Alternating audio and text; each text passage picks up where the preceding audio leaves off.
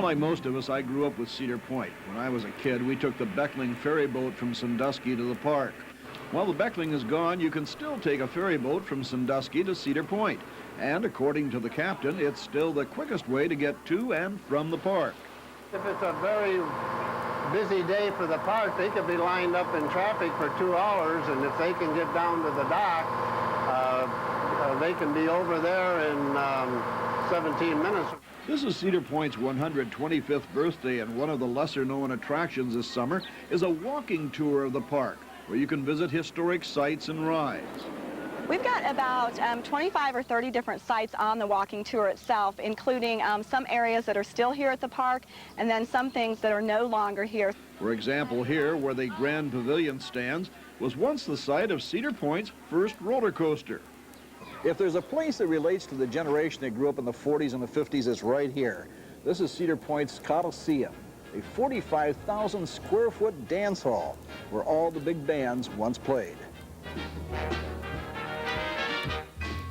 There's just an essence about it, and when you walk up there with a wooden floor, you can almost imagine the big bands in the 1930s playing up there.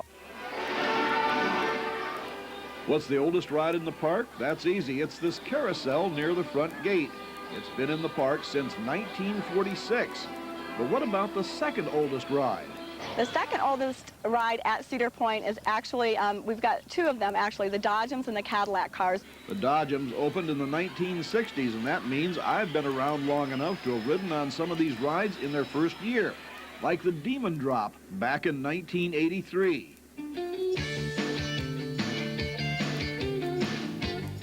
I'll always remember the opening day of this ride because I had to ride it almost 20 times in a row to get these scenes. I was black and blue for a week afterwards. But they have always had some exciting rides, like one of the first that was built right over the water. A ride called the Sea Swing, which was very popular. What you did was you just very simply sat in a swing and it twirled around and you jumped right off into the lake. It still looks like fun, but I doubt if legal and insurance considerations would let any park operate such a ride today. The tour also points out many historical decorations of the park, like these statues that once graced the World's Fair in St. Louis in 1904.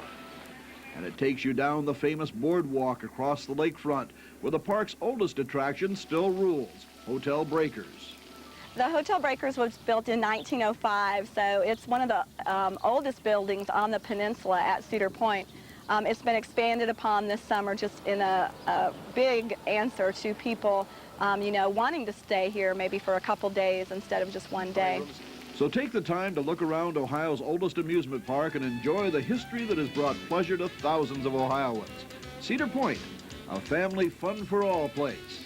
I'm Neil Zerker, News Center 8.